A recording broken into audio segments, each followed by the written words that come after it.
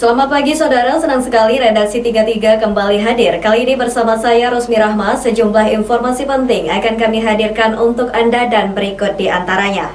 2 mahasiswa tahanan politik asal Papua dibebaskan. Pelonggaran pembatasan sosial diberlakukan, jalan-jalan kota Balikpapan telah dibuka. 2 dari 7 tapol asal Papua pertanggal 2 Juli bebas setelah divonis 10 bulan penjara. Menurut kuasa hukum, tidak ada aktivitas yang akan dilakukan para mantan tapol tersebut. Pasca putusan sidang Pengadilan Negeri Balikpapan pada tanggal 17 Juni 2020, 2 tapol dari ke-7 tapol menghirup udara bebas. Kedua eks-tapol asal Papua ini dijemput langsung oleh kerabat dan tim kuasa hukum di Rutan Balikpapan. Ferry Kombo, aktivis mahasiswa Papua yang divonis 10 bulan penjara bersama rekannya Alexander Gobay, yang juga merupakan aktivis mahasiswa asal Papua yang juga divonis 10 bulan penjara, bebas tanpa syarat. Menurut tim kuasa hukum, pasca bebasnya kedua eks-tapol ini, pihaknya dipastikan kedua tapol ini tidak ada aktivitas terlebih aktivis politik. Berapa lama sudah menjalaninya? Yang dua ini yang bebas si Ferry Kombo dengan Alexander Gobay. Mereka sudah menjalaninya ya karena ini masa vonisnya 10 bulan, berarti mereka sudah sampai saat ini sudah genap 10 bulan. Dalam menjalani sejak masa penahanan di kepolisian maupun menjalani vonis ya. Jadi dari Papua ke Kaltim hingga di rutan ini ya Bang? Iya, mulai dari penahanan pertama di Jayapura, ditambah dengan vonis itu, jadi mereka hari ini bebas. Karena pada saat vonis kemarin mereka sudah menjalani masa penahanan selama 9 bulan 2 minggu. Jadi mereka vonisnya 10 bulan, jadi hanya menjalani 2 minggu saja vonis itu. Sementara kedua tapol menyampaikan rasa syukur atas kebebasan yang mereka peroleh. Intinya kami bersyukur kepada Tuhan karena hari ini kami sudah bebas. Hanya itu saja. Harapannya dengan teman yang lain di dalam masih gimana? Ya harapannya semoga teman-teman yang dari belakang bebas segera juga bisa dibebaskan. Pengadilan Negeri Balikpapan kelas 2 memberikan vonis masing-masing tapol Papua antara 10 bulan dan 11 bulan masa tahanan. Sementara 5 terdakwa lainnya masih menunggu waktu untuk pembebasan mereka. Dari Balikpapan, Muhammad Idris melaporkan.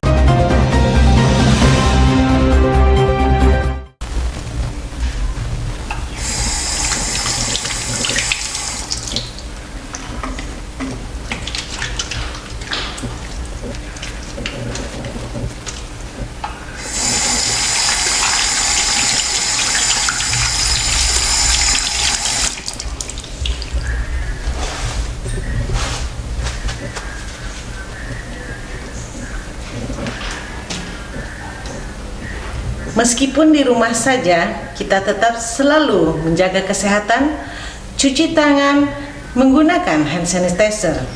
Ingat, mulailah dari diri sendiri. Sejumlah ruas jalan kembali dibuka oleh pemerintah Kota Balikpapan. Pelonggaran sosial dilakukan namun tetap mematuhi protokol kesehatan. Tidak ada lagi penutupan jalan berjadwal yang dilakukan pemerintah kota. Hal ini disampaikan oleh Wali Kota Balikpapan Rizal Effendi di halaman Pemkot Balikpapan pada Kamis 2 Juli 2020 sore. Seperti yang terlihat di Simpang 3 Plaza Balikpapan tidak terlihat pembatas jalan yang biasa terpasang. Selain itu, posko yang digunakan oleh petugas gabungan sudah mulai dilakukan pembongkaran. Wali Kota Balikpapan Rizal Effendi mengatakan meski pelonggaran sosial dilakukan dan pembukaan jalan untuk menggairahkan perekonomian, namun masyarakat tetap harus mengikuti protokol kesehatan yang ada. Masalah pendidikan dan air, kalau ada pertanyaan silakan. Dalam waktu segera akan kita umumkan mungkin hari Senin begitu kalau sudah. Kebijakan pelonggaran itu tidak berarti penanganan COVID-nya berakhir dan tidak berarti pengenduran terhadap disiplin protokol kesehatan. Jadi kalau ini jalan dibuka, kemudian berbagai moda transportasi sudah dibolehkan, ini hari ini juga kita umumkan beberapa relaksasi juga di kegiatan pertemuan ya tidak berarti lalu disiplin protokol COVID-nya berubah, malah justru harus meningkat ya. Jadi jangan sampai ditabrakkan oleh teman-teman, soalnya media kan sering pintar kali ya pada dia ya, lebih senang yang itu. Jadi jangan dibalik-balik bahwa membuka jalan tidak berarti kita mengendorkan protokol. Wali Kota Balikpapan Rizal Effendi menambahkan, dengan dibukanya jalan yang ada, seharusnya kewaspadaan harus ditingkatkan. Muhammad Idris melaporkan dari Balikpapan.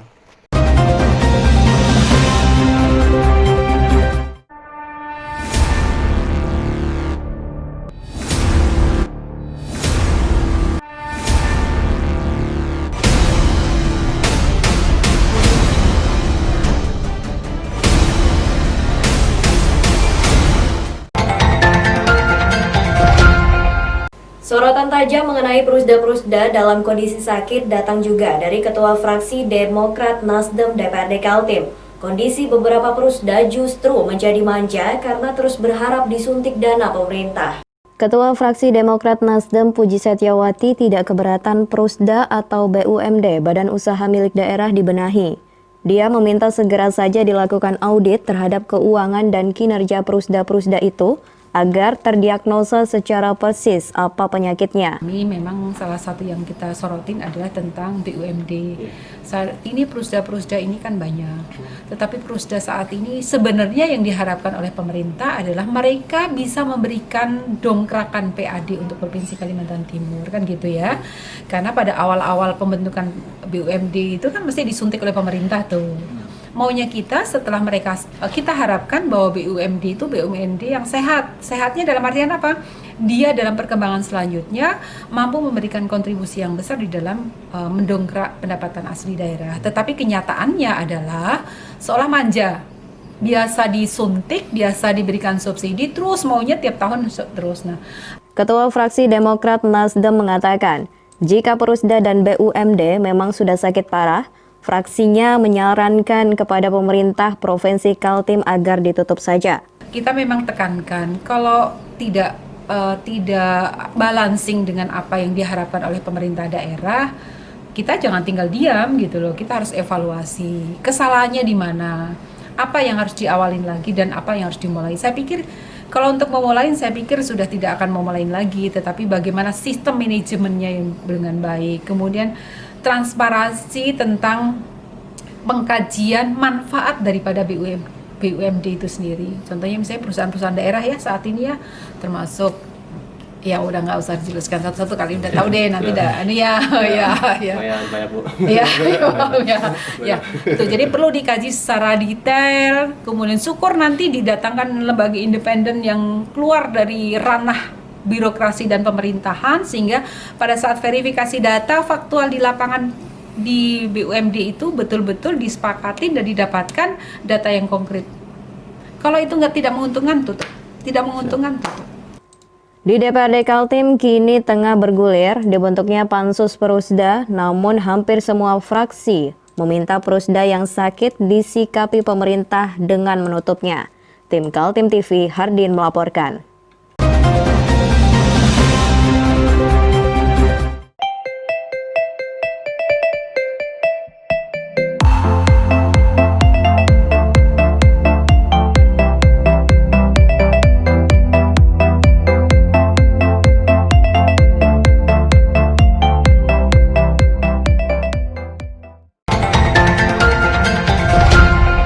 Lintas fraksi di DPRD Kaltim hampir satu pendapat Prusda yang sakit dibenahi. Bahkan yang tergolong penyakitnya parah tidak memberikan kontribusi dan menjadi beban terhadap kas daerah ditutup saja.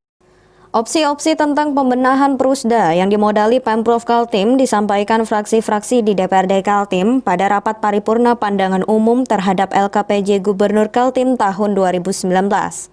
Ada fraksi mengusulkan dibentuk pansus atau panitia khusus agar bisa masuk membedah Prusda dan anak-anak perusahaannya, tapi ada juga fraksi P3 yang secara tegas meminta Prusda sakit ditutup saja.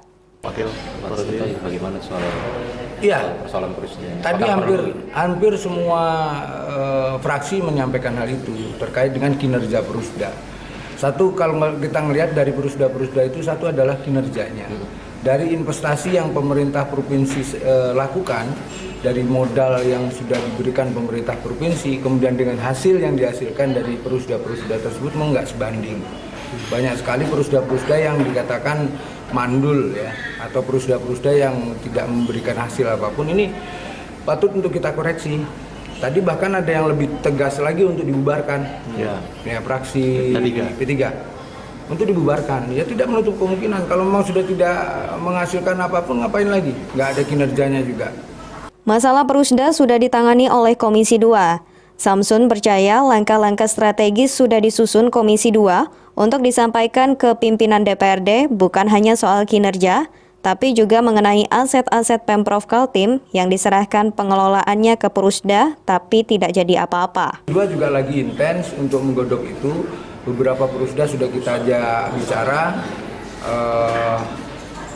terkait dengan kinerjanya. Selain terkait dengan kinerja, Prusda ini ada hal lagi yang lebih urgent untuk kita bahas, yaitu terkait dengan aset.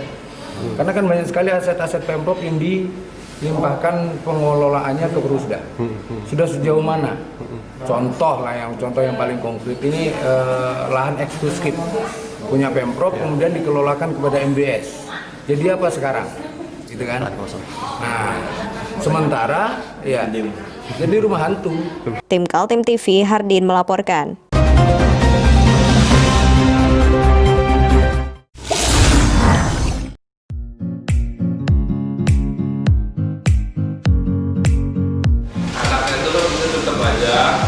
Cara mudah beriklan digital di Kaltim TV.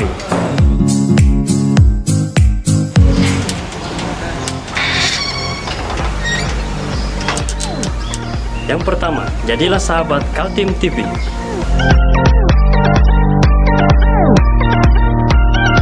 Dengan Rp1.000.000, para sahabat mendapat 20 kali tayang di slot berita kamu.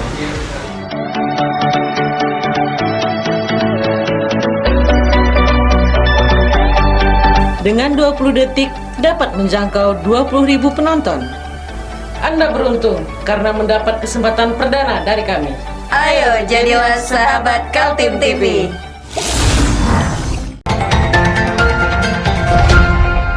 Masih bersama saya Rosmi Rahma, kembali kami sampaikan dua berita utama Kaltim hari ini. Babin Kamtipnas terima pin emas dari Polri pada peringatan Hari Jadi Bayangkara ke-74. Anggota DPRD fraksi PKB soroti rekrutmen pejabat-pejabat baru organisasi perangkat daerah.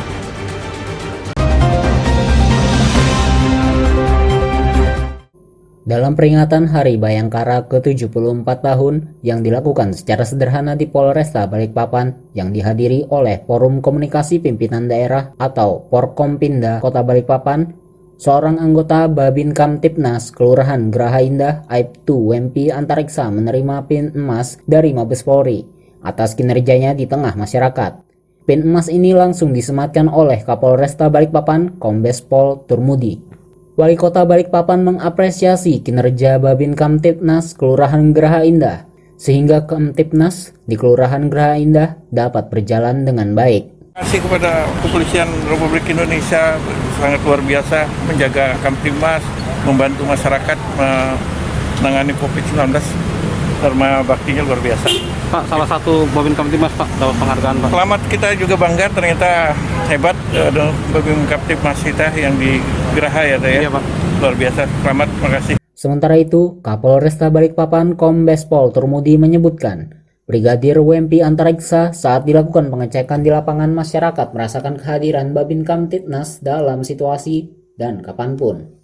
Yaitu ada Brigadir Wempi ya, Brigadir Wempi memang yang bersangkutan ini kita sudah survei juga ke lapangan, masyarakat di sekitarnya memang betul-betul merasakan kehadiran Babin Kamtipmas ini di tengah masyarakat dalam situasi apapun dan dalam waktu kapanpun.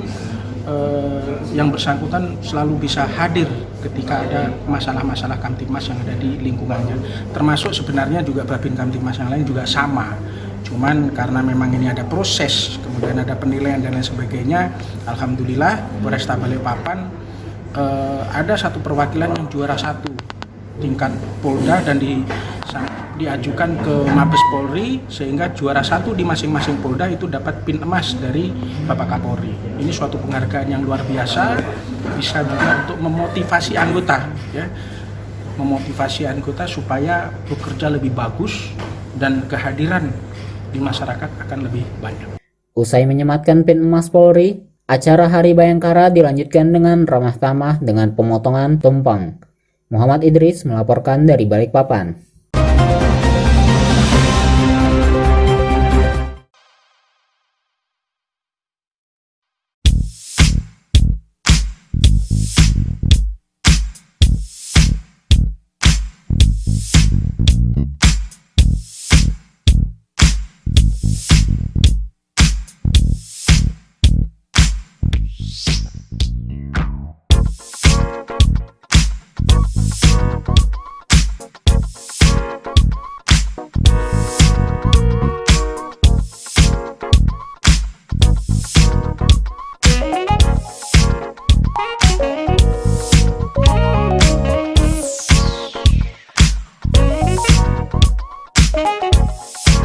Fraksi Partai Kebangkitan Bangsa DPRD Kaltim kembali bersuara keras mengkritik pemerintah Provinsi Kaltim. Kali ini menyangkut adanya pejabat orderan dari berbagai kabupaten kota mengisi jabatan lowong yang strategis di lingkungan Pemprov Kaltim. Temuan fraksi PKB disampaikan pada sidang paripurna DPRD Kaltim 1 Juli. Materi sidang paripurna menyampaikan pandangan dari masing-masing fraksi terhadap LKPJ atau Laporan Keterangan Pertanggungjawaban Gubernur tahun 2019. Fraksi PKB memanfaatkan momentum itu untuk menyampaikan temuannya. Salah satunya tentang sistem rekrutmen pejabat tinggi untuk menempati pos-pos strategis di Pemprov Kaltim. Fraksi PKB berdalih pejabat yang mengisi jabatan-jabatan baru di beberapa OPD atau organisasi perangkat daerah cenderung orderan, tidak memenuhi prinsip sistem rekrutmen yang benar. Mengklarifikasi terkait temuan-temuan yang kami dapatkan ini. Karena sekali lagi kami merasa kasihan kalau seandainya memang teman-teman kepala OPD, misalnya kepala dinas pendidikan yang berasal dari Kota Bontang, kepala dinas pariwisata yang berasal dari Kabupaten Kutai Kartanegara, dan kepala biro hukum humas yang berasal dari Kutai Timur. Kasihan mereka kalau seandainya nanti dianulir oleh Komisi ASN. Mereka harus kembali ke kabupaten kota dan mereka tidak memiliki jabatan nantinya di sana. Dan juga begitu, mereka harus kembalikan tunjangan yang mereka terima. Meskipun ini menjadi kewenangan saudara gubernur, tapi saya selaku wakil rakyat sesungguhnya agak kurang terima gitu. Kenapa harus diambil dari kabupaten kota? Kasihan kawan-kawan kita yang hari ini yang berkarir di Provinsi Kalimantan Timur, yang berproses dari nol, dari eselon 4 dan seterusnya, tapi mereka juga tidak dikasih ruang untuk mengisi jabatan yang mereka lama nantikan. Jawaban Pemprov Kaltim ditunggu DPRD Kaltim pada sidang paripurna berikutnya yang dijadwalkan pada hari Jumat 3 Juli. Wakil Ketua DPRD Kaltim Samsun berharap gubernur sendiri yang datang agar beberapa persoalan bisa menjadi jelas. Ini yang banyak disoroti oleh fraksi-fraksi di DPR Provinsi. Nah, ini yang nanti harus diberikan jawaban oleh gubernur yang kita agendakan nanti hari Jumat untuk menerima jabatan. Menerima penjelasan atau jawaban dari gubernur, gitu ya. Ya, gubernur hadir. Mudah-mudahan hadir. Dan sudah kita agendakan hari Jumat besok. Temuan fraksi PKB diantaranya adalah kesalahan prosedur, ada yang tidak lolos kejiwaan tapi diloloskan, dan ada yang umurnya sudah lebih tapi tetap dipasang. Tim Kaltim TV Hardin melaporkan.